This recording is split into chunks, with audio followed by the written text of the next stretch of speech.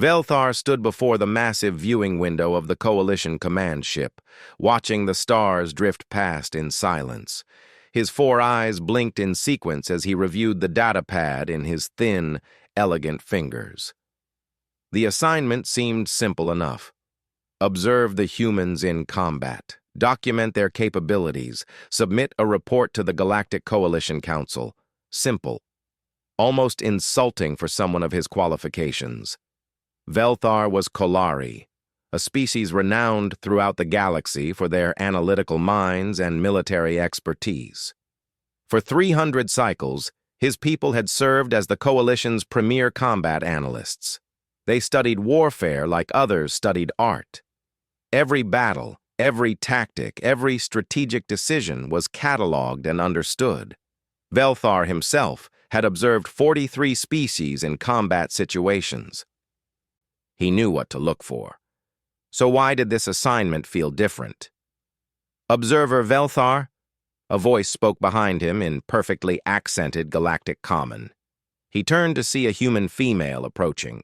She wore the dark blue uniform of Earth's military forces, with insignia he had memorized from his briefing materials. Commander, Liaison Officer, name, Hana. Commander Hana, Velthar acknowledged with a slight bow, the Kolari gesture of professional respect. I am ready to begin my observation. Hana smiled. Velthar had learned that humans smiled for many reasons, not all of them friendly. This one seemed genuine enough. We appreciate the Coalition's interest in our capabilities. Captain J1 and his team are prepared for your evaluation. Velthar studied her carefully. Humans were strange creatures, bipedal, like many species, but so fragile-looking. No natural armor, no enhanced sensory organs, no biological weapons. Their skin looked thin enough to tear on simple contact. How had such a species even survived long enough to develop space travel? I have reviewed your mission parameters, Velthar said, following Hana down the pristine corridor. You are tasked with eliminating a Krell raiding outpost. The Krell are formidable opponents. So we've heard, Hana replied calmly. Velthar's head tilted. Commander, the Krell stand 8 feet tall. Their carapace can withstand most standard weapons. They possess strength 5 times that of an average human. The outpost contains approximately 40 warriors. He paused. You are sending 12 soldiers. That's correct. Is this a suicide mission? Hana stopped walking and turned to face him. Her expression hadn't changed, but something in her eyes made Velthar's skin prickle. Observer Velthar, we didn't join the Coalition to die in pointless battles. We joined to protect innocent lives. The Krell have been raiding civilian convoys for 6 months. 23 ships destroyed, over 400 beings killed. That ends today.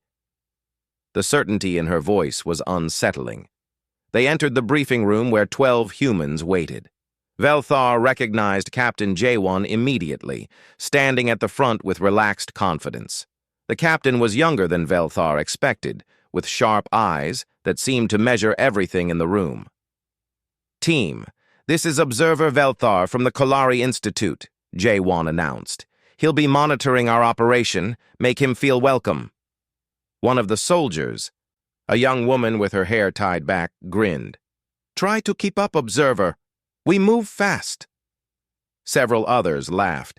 Velthar didn't understand the humor. They were about to face an enemy that outmatched them in every physical category, and they were joking? Jaewon began the briefing. Velthar listened carefully, taking notes on his data pad. The human captain spoke with clarity and precision, outlining the mission objectives, enemy positions, and extraction points. Nothing seemed unusual about the planning. Standard assault protocols. But then Jaewon started assigning roles.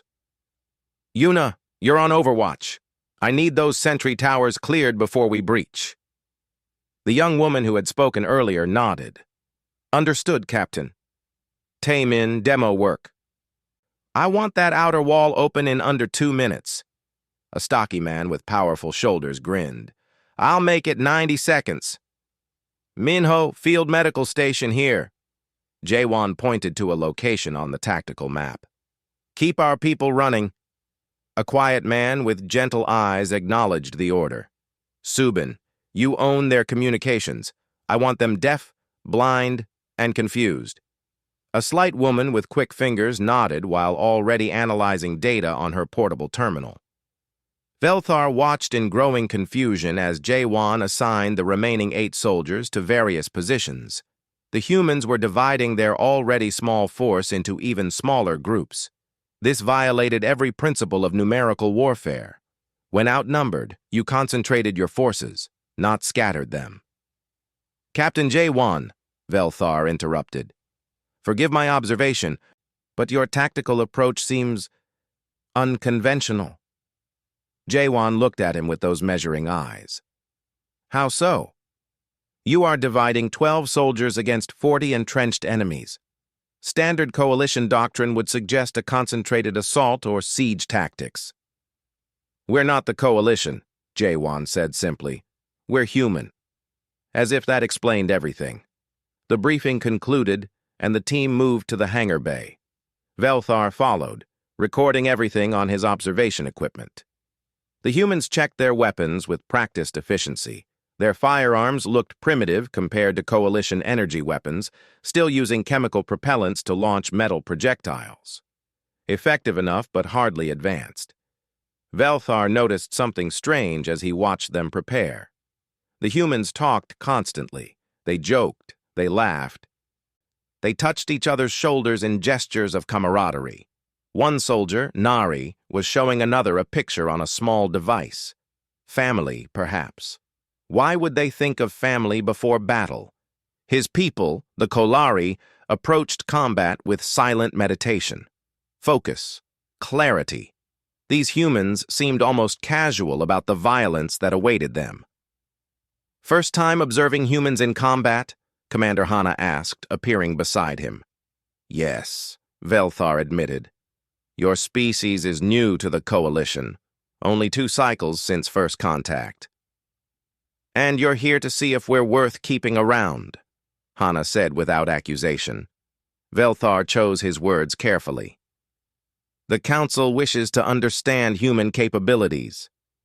Many species question whether humans can contribute meaningfully to coalition defense forces. Because we look weak. Because you lack obvious advantages, Velthar corrected. The Krell have armor and strength. The Kolari have enhanced cognition. The Vorians have flight and atmospheric adaptation. Humans have stubbornness, Hana finished with that strange smile. And a very particular set of skills. Before Velthar could ask what she meant, the boarding call sounded. The 12 soldiers gathered their equipment and moved toward the dropship. Velthar noticed that none of them looked nervous. No trembling hands, no fearful glances. They moved like this was routine. Captain Jaewon paused at the dropship ramp and looked back at Velthar. Observer, you'll be monitoring from orbit with drone feeds, correct? Yes. For my safety, I cannot join you on the surface. The atmosphere is toxic to Kolari physiology. Jaewon nodded. Probably for the best. Things might get intense down there. He turned to his team. Load up. The 12 humans boarded the dropship. Velthar watched from the hangar observation deck as the vessel sealed and lifted off. Through the bay doors, he saw it drop toward the rocky moon below, where the Krell waited with superior numbers and superior strength. Velthar returned to his monitoring station and activated his recording drones. They would provide him with complete tactical coverage of the battle. Every angle, every moment. Perfect documentation of what he expected would be a human defeat.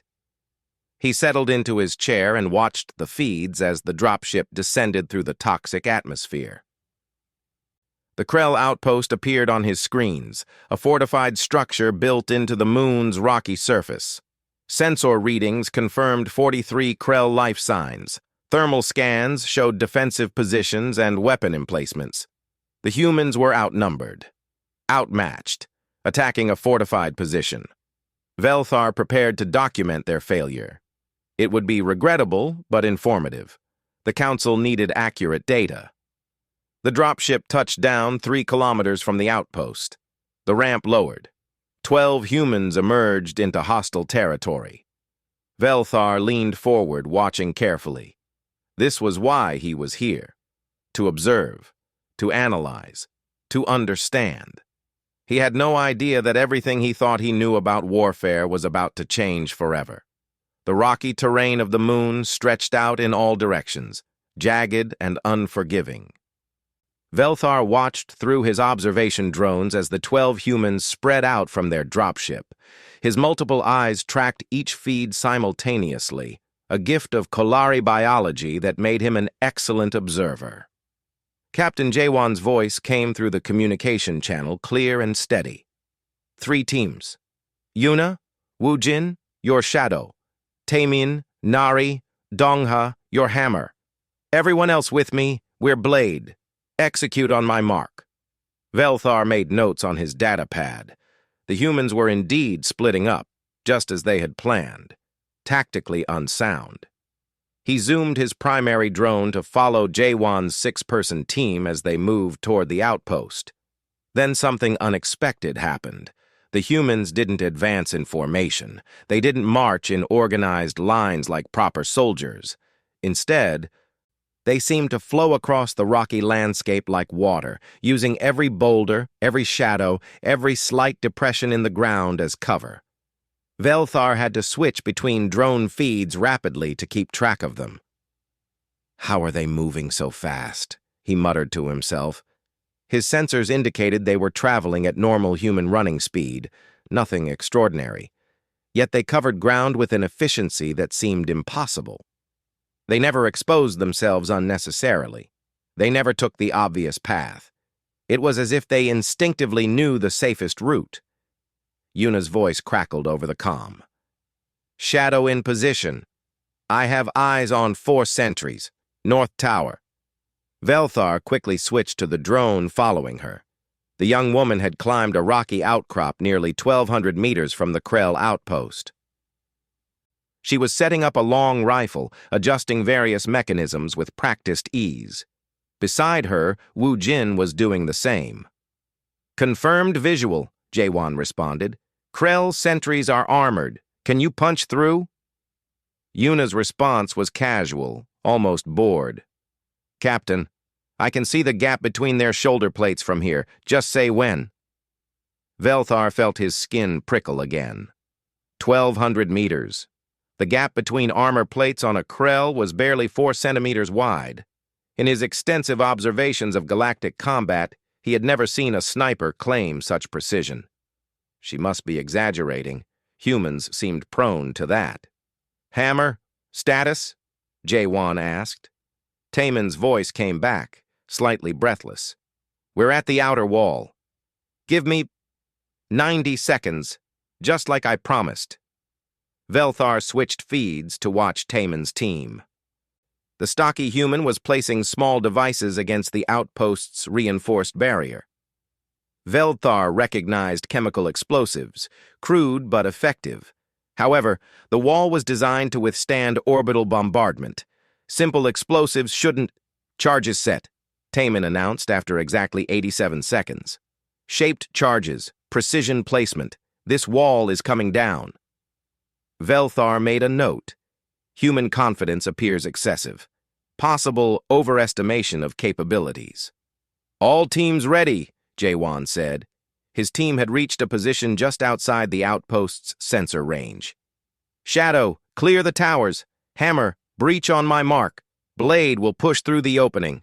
3, 2, 1 mark. Everything happened at once. Velthar watched Yuna exhale slowly, then squeeze her trigger. The rifle barely moved. 1,200 meters away, a Krell sentry's head snapped back. The creature fell from the tower, orange blood spraying from a wound that shouldn't exist, the gap between armor plates. She had actually hit it. Before Velthar could process this, Yuna fired again. Another Krell fell, then another. 4 down, she reported calmly. North Tower clear. Wu Jin's voice followed immediately. East Tower, 3 hostiles eliminated. 7 Krell dead in less than 10 seconds. The explosives detonated. Velthar expected a simple blast, but instead watched in fascination as the charges created a precisely controlled explosion. The wall didn't shatter randomly. It folded inward in a specific pattern, creating an opening exactly large enough for humans to enter while preventing debris from blocking the path. "Breach successful," Taman called out. "Hammer moving in." Jaewon's team rushed forward. Velthar watched them enter the outpost, weapons ready. This was where they would meet real resistance. The Krell inside would be alerted now. They would form defensive positions. The first Krell appeared in the corridor, roaring a battle challenge. The creature was massive, exactly as Velthar's data described. 8 feet of armored muscle and rage. A human soldier, Minseo, raised his primitive firearm and fired 3 shots in rapid succession. Head, throat, chest. The Krell collapsed. The ease of it shocked Velthar. The human hadn't hesitated, hadn't taken extra time to aim. Just identified the weak points and exploited them with mechanical efficiency. More Krell appeared, the corridors filled with the sounds of combat. But it wasn't the chaotic violence Velthar expected. The humans moved through the outpost like they had trained there for years. They knew which corners to check, which angles to cover. They communicated in short, clipped phrases that conveyed maximum information with minimum words. "Contact left! Frag out! Reloading! Cover! Target down!" Velthar watched a small metal sphere bounce down a corridor. A grenade.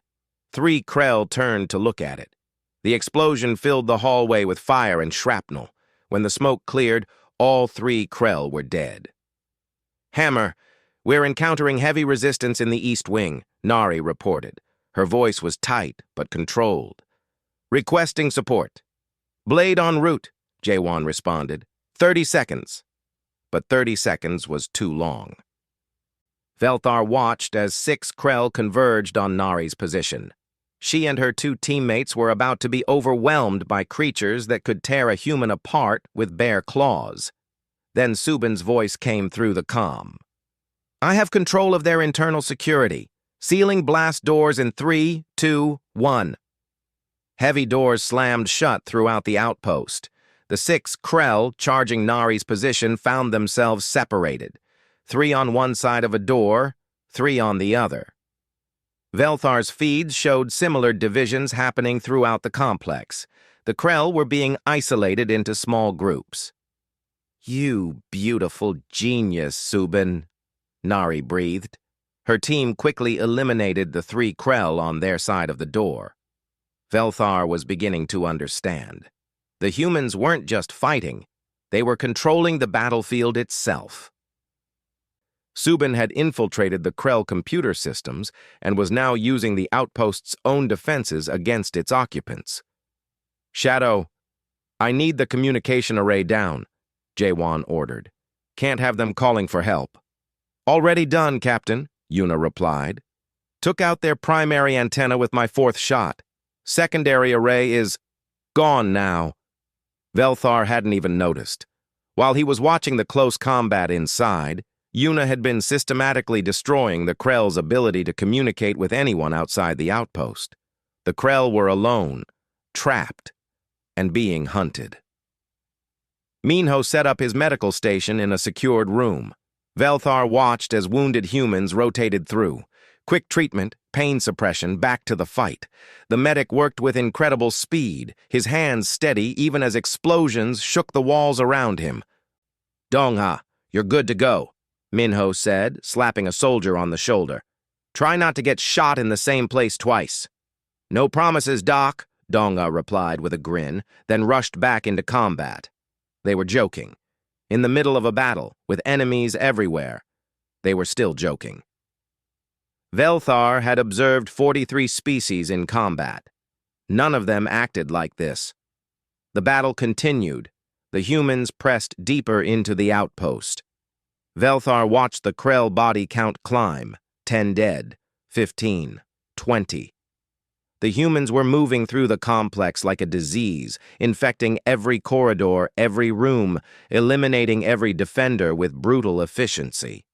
A Krell commander finally appeared on Velthar's feeds, massive even by Krell standards. The creature wore additional armor and carried a heavy weapon designed to tear through Coalition battle tanks. It bellowed orders in the harsh Krell language, rallying the remaining warriors. "Big one in the central chamber," Jaewon observed. "Looks important. Probably in charge." "I count 20 hostiles with him," Subin reported. "They're forming a defensive position."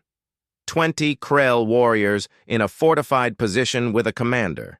This was it. This was where the human assault would stall. They would have to retreat or call for reinforcements. "All teams converge on central chamber," Jaewon ordered. "Let's finish this." Velthar felt something he rarely experienced. Dread. The humans weren't retreating. They were advancing into the strongest point of Krell resistance. 12 humans against 20 Krell warriors and a commander. "Captain Jaewon," Velthar found himself speaking through the comm, "this is inadvisable. You should withdraw and reassess." There was a pause. Then Jaewon's voice, calm and certain. "Respectfully, observer, we know what we're doing. Stay on the channel. You're about to see something interesting." The 12 humans gathered at the approaches to the central chamber. Velthar had every drone focused on them now. He needed to document this. Whether it was a human victory or a human massacre, the Coalition needed to see it. Jaewon looked at his team. "Standard breach. Yuna, Woojin, suppressing fire. Taemin, flash and clear. Everyone else, pick your targets and make them count. These Krell chose to raid civilian ships. They chose violence. We're just showing them what real violence looks like." The humans prepared to assault the central chamber. Velthar prepared to watch 12 brave, foolish humans die. He had no idea that he was about to witness something that would haunt him for the rest of his life. The central chamber was a large space designed for Krell gatherings. 20 warriors stood in defensive positions, their weapons trained on every entrance. The commander, a scarred veteran with armor that showed signs of countless battles, roared orders in the guttural Krell language. Velthar's translation software processed the words, "Hold position.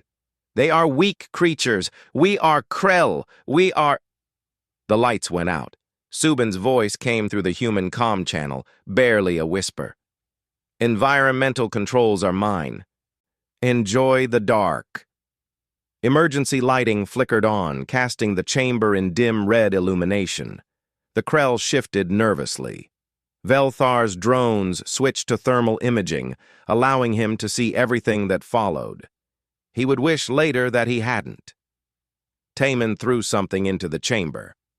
Not a grenade. Flash charges. The devices detonated with blinding light and ear-splitting sound, even through Velthar's filters. The Krell stumbled, disoriented. The humans entered. What happened next wasn't a battle. Velthar had seen battles. This was something else entirely. Yuna and Woojin positioned themselves at elevated points and began firing. Not rapidly, not in panic. Methodical, precise. One shot, one kill. Their bullets found the gaps in Krell armor with impossible accuracy. Throat, eye, joint, each shot meant death. The other humans spread through the chamber like shadows. They didn't charge blindly. They moved with purpose, each one knowing exactly where to be, when to shoot, when to take cover. It was like watching a rehearsed dance, except the dance ended in blood. A Krell warrior swung its massive clawed arm at Dongha. The human ducked under the attack, moved inside the creature's reach, and fired upward through the gap beneath its jaw. The Krell fell. Another charged at Minseo. The human sidestepped, letting the Krell's momentum carry it past, then shot it in the back of its unarmored knee. When the creature fell, a second shot to its neck ended it. Velthar watched in growing horror as the Krell died. Not slowly, not in dramatic struggles. They died quickly, efficiently, like animals in a slaughter facility. The Krell commander realized what was happening. Its warriors, superior in every physical aspect, were being exterminated. It roared a new order: retreat, regroup. But Subin had sealed the exits. "No escape," J1 said quietly. "You raided civilian ships, killed unarmed families. Did you give them an escape?" The Krell commander charged directly at J1, massive weapon firing. The captain rolled behind a support pillar as rounds tore chunks from the metal. Then he emerged, weapon steady, and fired at the Krell's weapon itself. The heavy gun sparked and died, its power cell punctured. The commander dropped the useless weapon and drew a blade the size of a human torso. It rushed J1 with the kind of speed that shouldn't be possible for something so large. Taman appeared from the side. A small explosive device attached to the Krell's leg armor. The stocky human grinned. Boom! The shaped charge detonated, not to kill, but to cripple. The Krell's leg armor shattered. The creature stumbled. J1 was already moving, firing 3 shots into the exposed flesh beneath the broken armor. The commander fell, orange blood pooling beneath its massive body. The remaining Krell warriors, seeing their leader die, broke formation. Some tried to fight. Some tried to hide. It didn't matter. Velthar watched Nari corner a Krell warrior. The creature was twice her size, armored and armed. It should have been no contest. The Krell swung at her. Nari dropped low, the claws passing over her head, and drove her combat knife into the creature's unarmored ankle. When it fell to one knee, she was already moving. Blade finding the neural cluster at the base of its skull. The Krell died before it understood what happened. "How do they know our anatomy?" Velthar whispered. "How do they know exactly where to strike?" He pulled up his database. Humans had been in the Coalition for only 2 cycles. The Krell were a distant species, rarely encountered. Yet these humans knew every weakness, every vulnerable point, every gap in the armor. They had studied, prepared, learned. The chamber was becoming a killing floor. Velthar's sensors counted the dead: 25 Krell, 28, 30. And the humans? Not a single death. Minho treated wounded soldiers in his makeshift medical station, but none of the injuries were critical. Burns, grazes, one dislocated shoulder that the medic popped back into place while the soldier cursed. "You're good," Minho told the soldier Hyejin. "Get back out there." She grabbed her weapon and returned to the fight. 3 Krell tried to surrender. They threw down their weapons and raised their clawed hands in the universal gesture of submission. Jaywin's voice came over the comm. "Subin, restore their communications. Let them transmit surrender." "Captain, their comms are destroyed," Subin replied. "I can't. Wait. I can jury-rig something. Give me a minute." Velthar watched the 3 Krell kneel, waiting for mercy. The humans held fire. Subin worked frantically on a portable communicator, trying to create a working device from broken Krell technology. 45 seconds passed. Another Krell warrior, hiding in shadows, saw the humans distracted. It raised its weapon toward Jaywon's exposed back. Yuna's rifle spoke once. The Krell dropped, a perfect shot through its eye from across the chamber. "Threat eliminated," she reported calmly. Subin finally got the communicator working. She handed it to one of the surrendering Krell. "Speak. Tell whoever's listening that you surrender." The Krell spoke rapidly in its language, but there was no response. The communication infrastructure was too damaged. No one could hear them. Jaywon looked at the 3 Krell. "I accept your surrender. You will be taken as prisoners of war and treated according to coalition law. You will stand trial for the raids on civilian vessels." The 3 Krell lived. The rest died. The battle ended. Velthar checked the final count. 43 Krell had defended the outpost. 40 were dead. 3 were prisoners. Total time elapsed from first shot to last. 18 minutes and 34 seconds. 12 humans.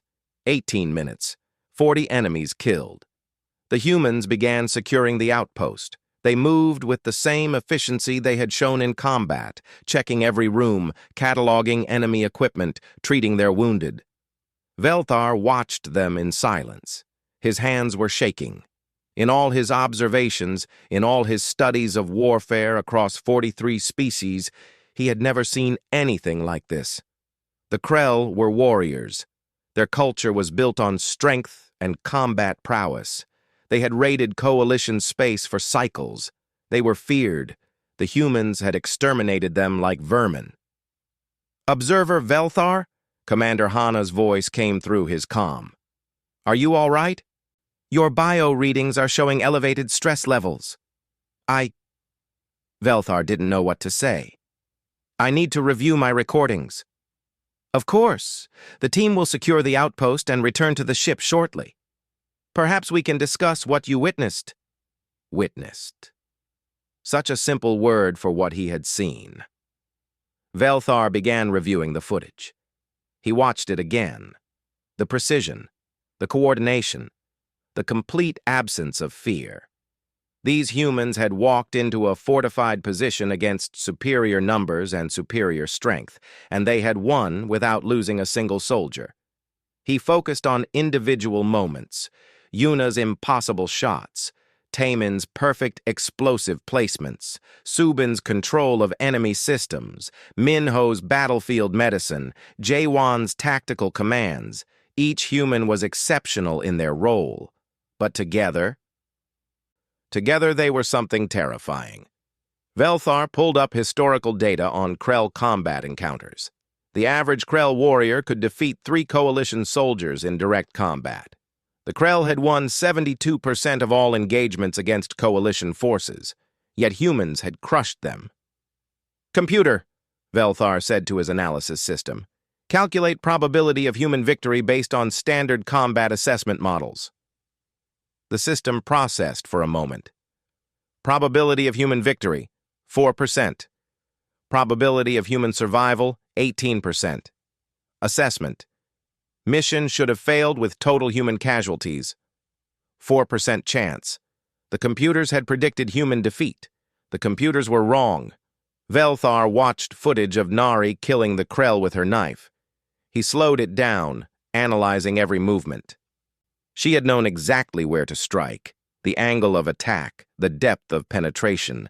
She had killed an armored warrior twice her size with a blade, and she made it look easy. "How?" Velthar asked the empty room. "How did they learn this?" He pulled up human history files. What he found made his blood run cold. Humans had nearly destroyed themselves. Their planet had seen wars that killed hundreds of millions. They had created weapons capable of eliminating all life on their world. They had fought each other for thousands of years, perfecting the art of killing. Every tactic the humans used against the Krell, they had first used against other humans. Velthar understood now. The Krell were warriors because it was their culture. But humans were warriors because it was their survival. They had learned to fight by fighting the most dangerous opponent in their world, themselves. A message came through. "Observer Velthar, this is Captain Jaewon. The outpost is secure. We're preparing for extraction. Did you get what you needed?" Velthar looked at his recordings, hours of footage documenting the systematic destruction of a Krell outpost. "Yes, Captain," he replied, his voice hollow. "I got what I needed." But as the words left his mouth, Velthar knew that wasn't true. He hadn't gotten what he needed. He had gotten what he feared. Evidence that humans weren't just another species joining the Coalition. They were apex predators disguised in fragile skin. The dropship returned to the Coalition command ship with all 12 humans alive. Velthar watched from the hangar observation deck as they disembarked. They looked tired but satisfied, like workers finishing a difficult but routine job. Routine. They had just killed 40 warriors, and they treated it like routine. Velthar descended to the hangar floor.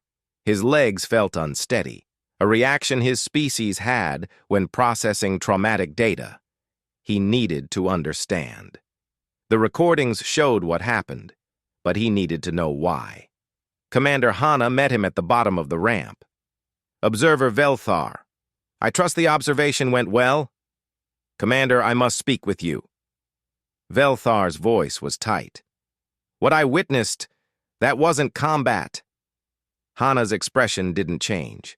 What was it then? Extermination. Systematic. Efficient. Your people didn't fight the Krell, you eliminated them. The Krell were given chances to surrender, Hana replied calmly. We restored their communications equipment specifically for that purpose. 3 chose to surrender. We accepted. The others chose to fight. We accommodated that choice too. Velthar's 4 eyes blinked rapidly. You speak of mass death as if it means nothing. It means everything, Hana said, and now there was steel in her voice. Every Krell we killed today was one less raider attacking civilian ships, one less murderer targeting unarmed families. We don't kill because we enjoy it, Observer. We kill because we're very, very good at protecting innocent people. She gestured toward the team. Would you like to speak with them? Understand how they think? Velthar nodded. He needed answers. Hana led him to a debriefing room where the squad was cleaning their weapons and cataloging equipment. The humans looked up as he entered. Observer wants to ask some questions, Hana announced. Be honest with him. Jaewon set down his weapon. What do you want to know? Velthar pulled up his datapad, hands still trembling slightly. I watched Specialist Yuna make 4 shots from 1,200 meters, through armor gaps measuring 4 centimeters, in combat conditions. How is this possible? Yuna looked up from cleaning her rifle. Training. I've been shooting since I was 8 years old. Started with small targets at close range, worked my way up. By the time I joined the military, 1,000-meter shots felt natural. 8 years old? Velthar's voice rose. You train children for war? We train children for discipline and focus, Yuna corrected. The military application comes later. But yes, humans start learning skills young. We have to. Our lives are short compared to yours. Velthar turned to Taemin. Your explosive placement. You breached a wall designed to withstand orbital bombardment, with primitive chemical explosives. Taemin grinned. Nothing primitive about shaped charges, Observer. It's physics, pressure, direction, force concentration. I studied engineering for 6 years before joining the military. I know materials. I know stress points. I knew that wall would fail if I hit it in the right spots with the right sequence. But how did you know the right spots? You had no plans of the facility.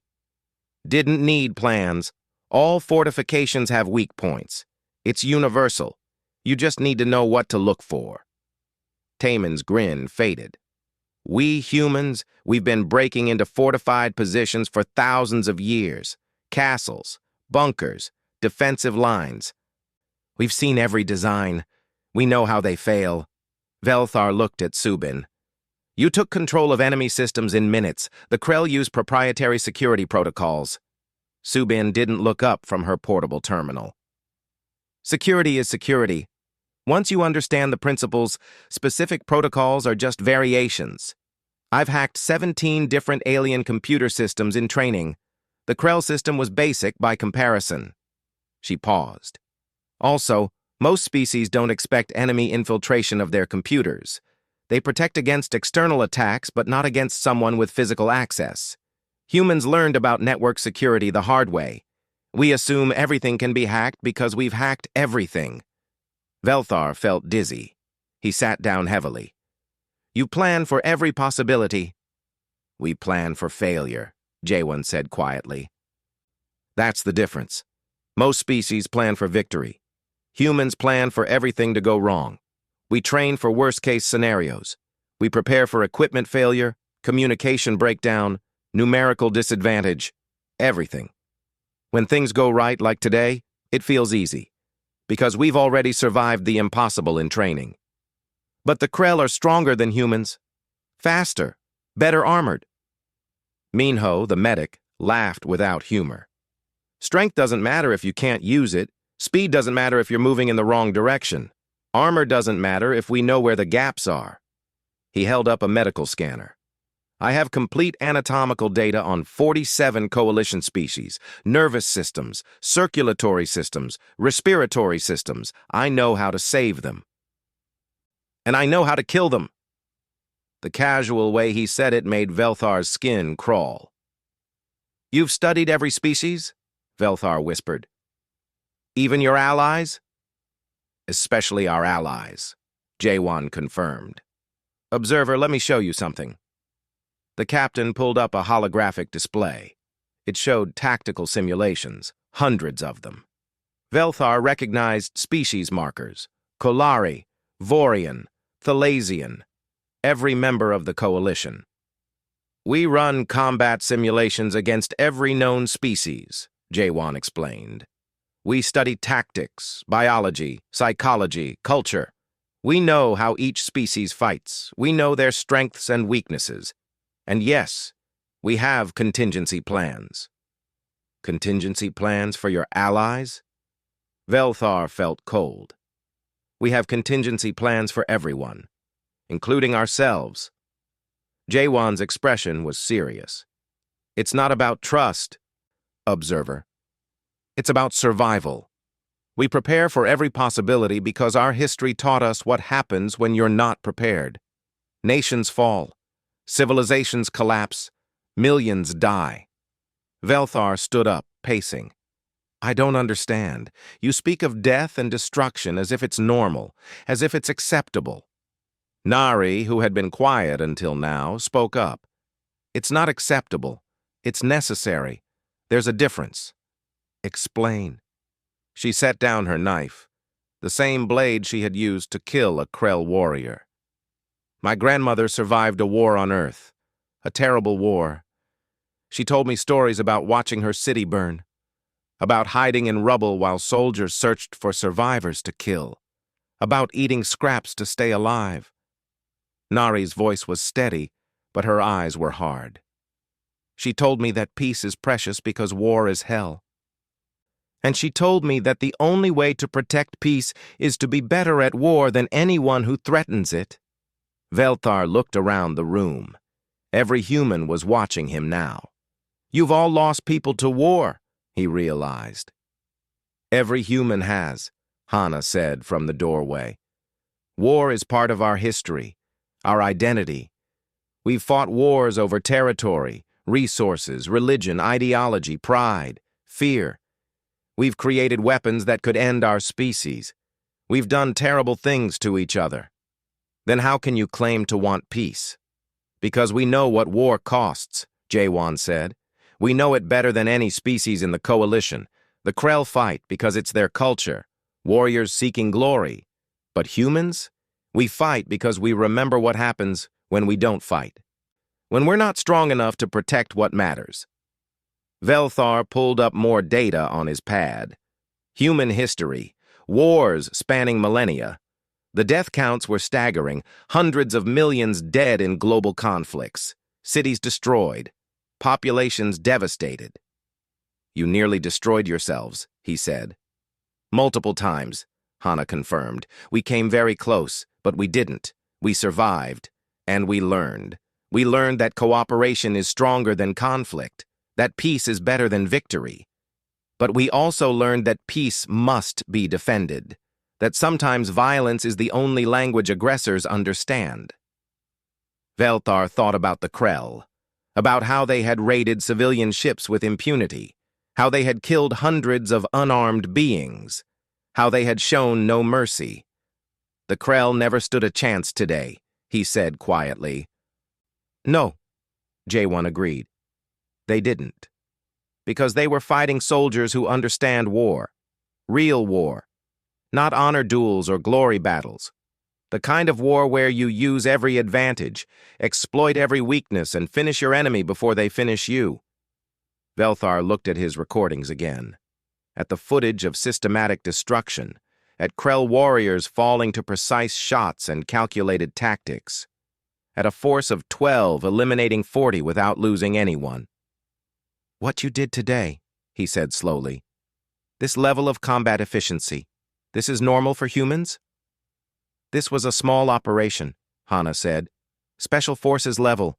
Well-trained but not exceptional by human military standards. Not exceptional?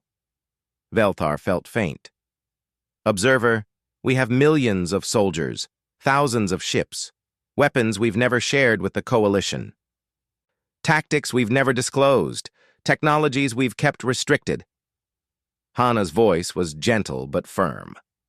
What you saw today was a demonstration of basic human military competence, not our best, not our most advanced. Just 12 soldiers doing their job. Velthar sat down again.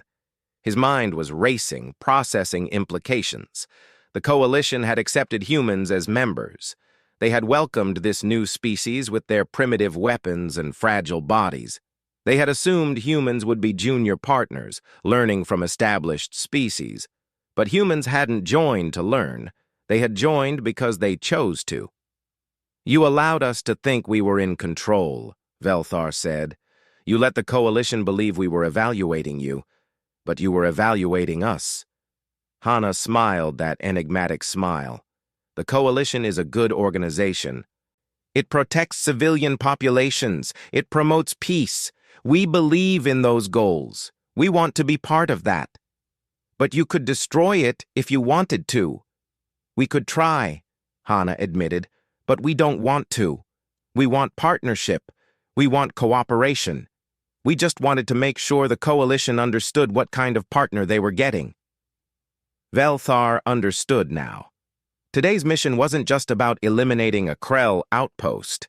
It was about sending a message to the Coalition, to any potential enemies. Humans were not weak. Humans were not prey. Humans were predators who chose to be peaceful, and that choice could be revoked. I need to write my report, Velthar said, standing up.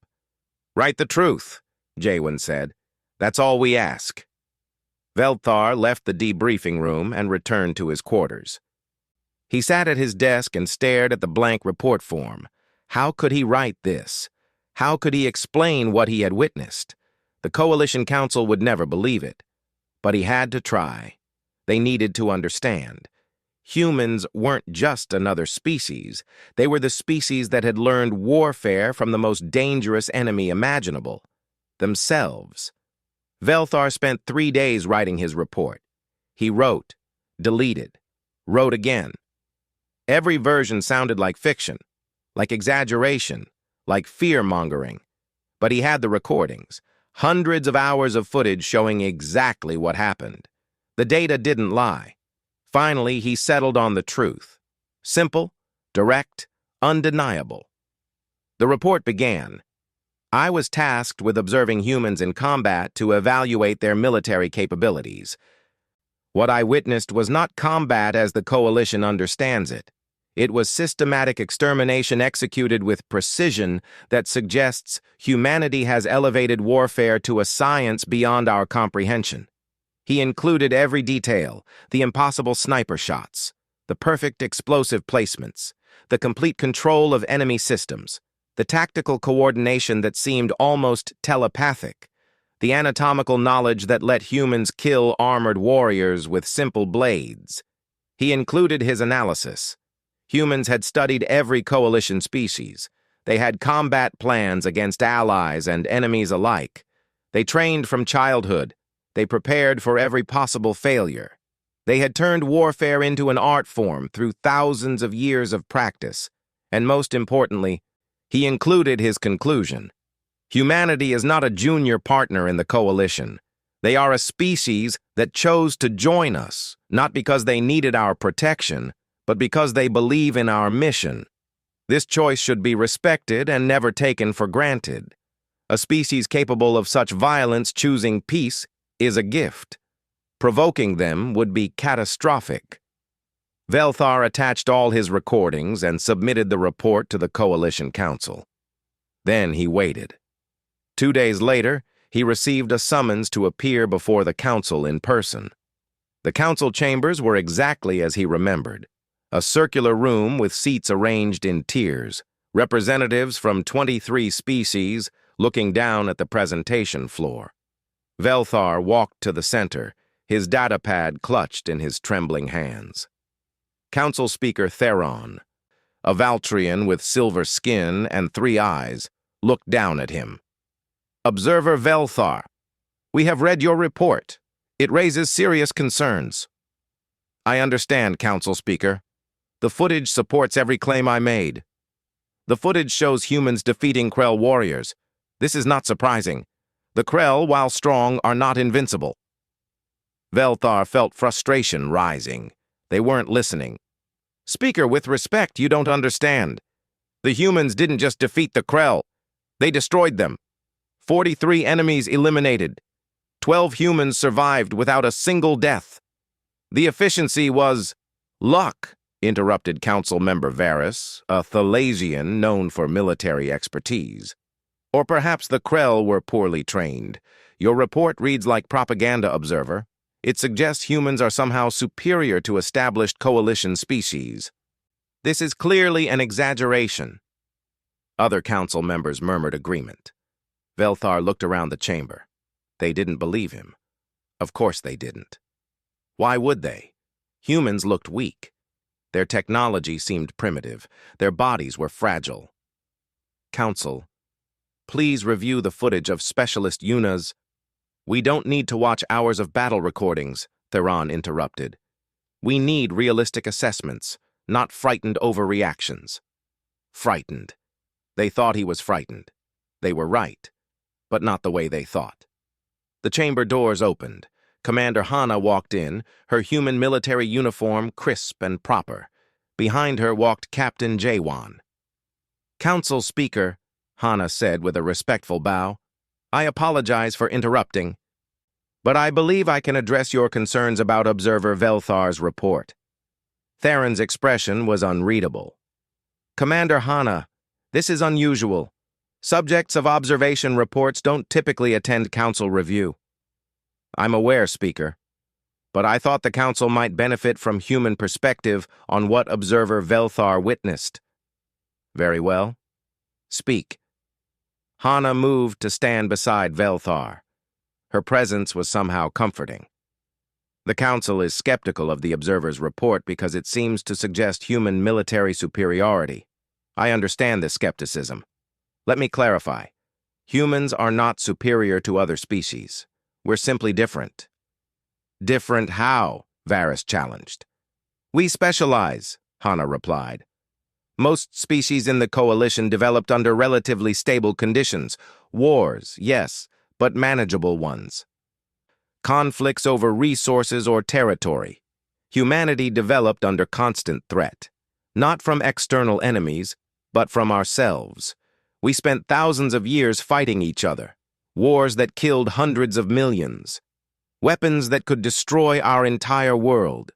We became very, very good at warfare because our survival depended on it." "This doesn't explain the efficiency Observer Velthar reported," Theron said. "Because efficiency is what happens when you've made every mistake possible and learned from all of them." Jawan spoke up. "Council members, my team isn't special. We're well-trained, yes, but we're not humanity's best. We're average special forces operators. We have tens of thousands like us. And we have forces that make us look like children." The council chamber went quiet. "You're claiming," Varys said slowly, "that the performance against the Krell was average by human standards?" "Yes, council member."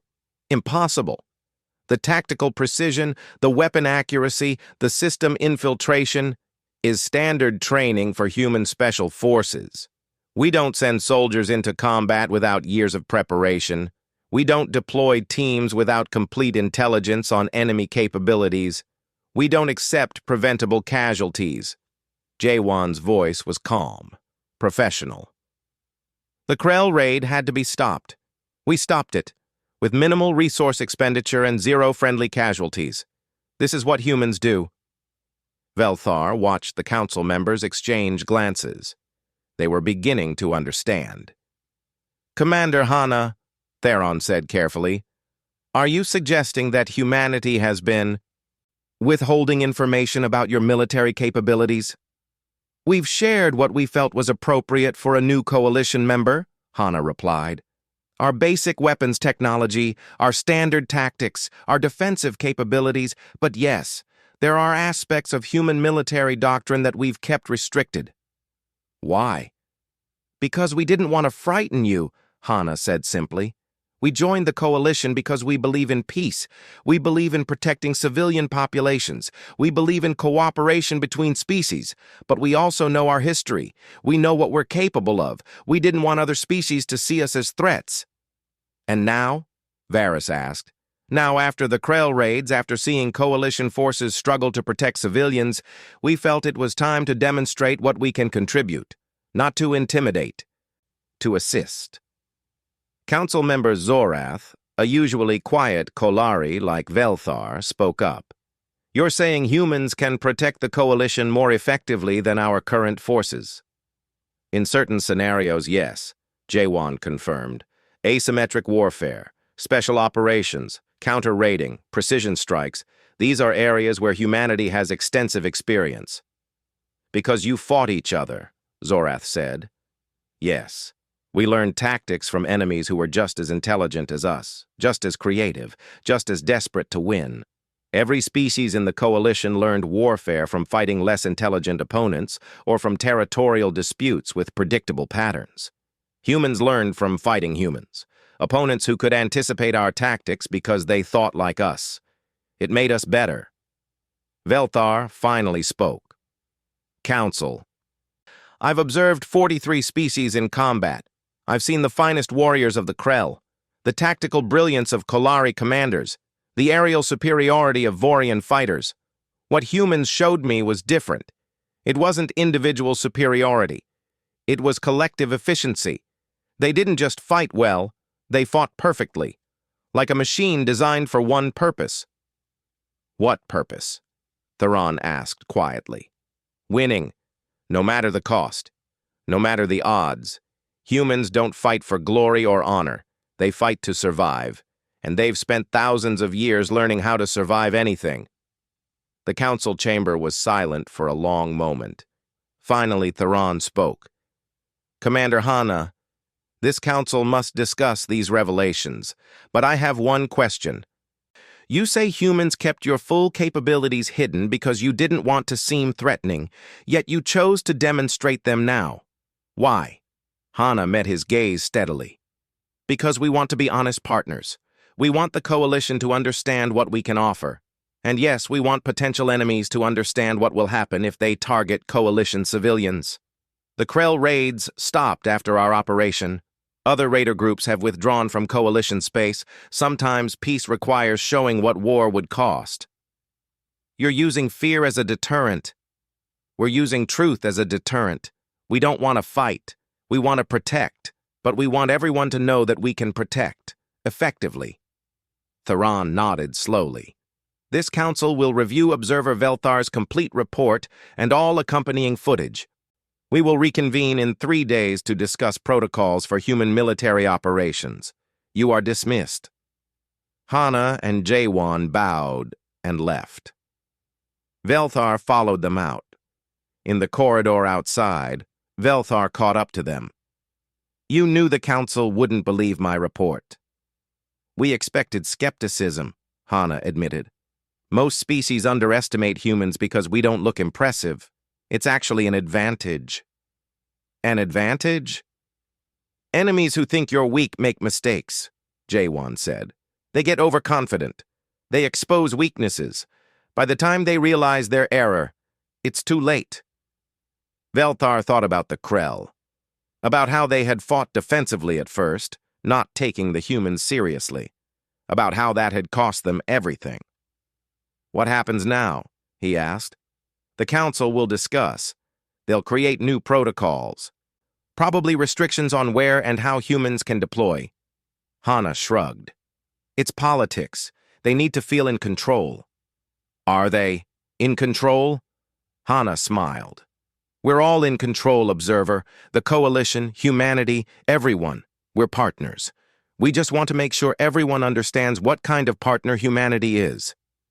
3 days later, the council reconvened. Velthar attended as the primary observer. The council had reviewed everything, every recording, every tactical decision, every casualty report. Theron looked tired. This council has reached several conclusions. First, Observer Velthar's report is accepted as accurate and complete.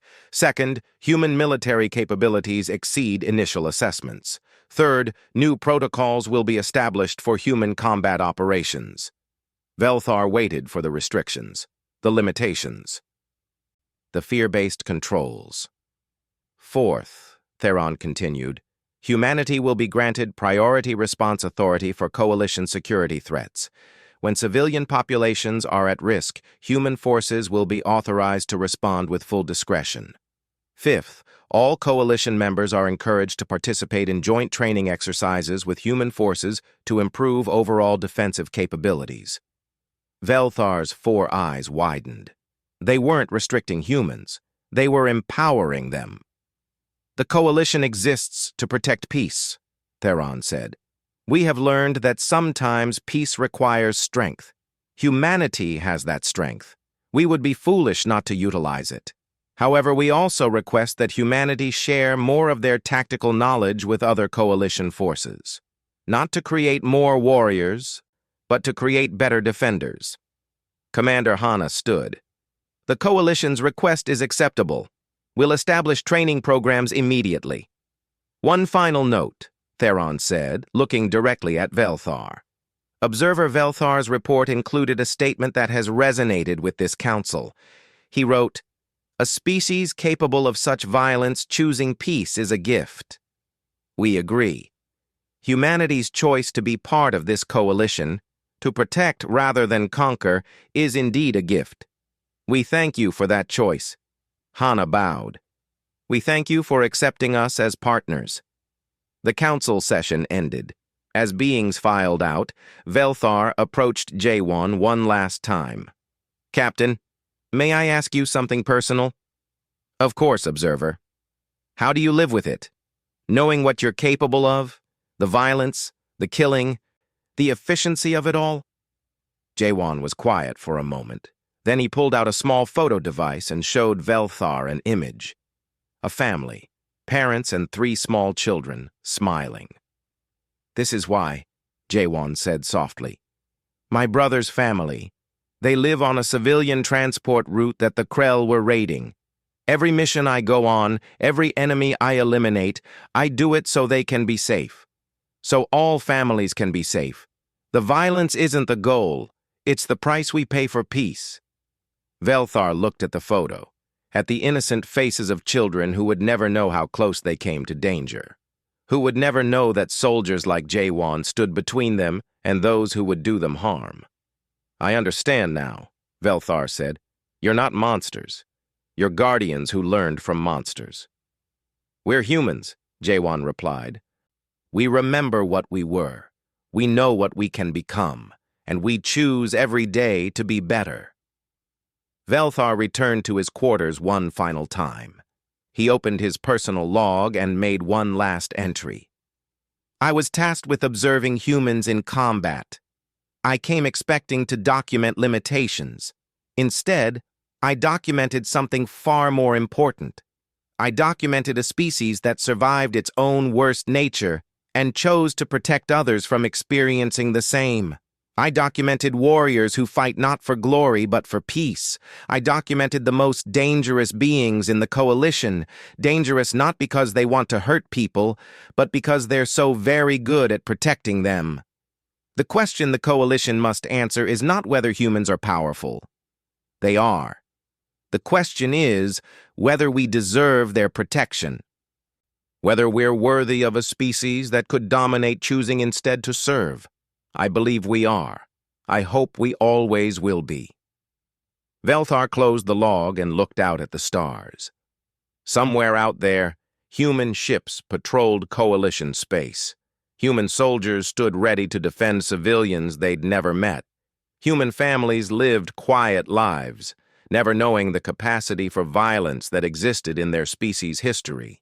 It was beautiful in a way, terrifying, but beautiful. And Velthar was grateful, more than he could express, that when humans went to war, they fought for him, not against him.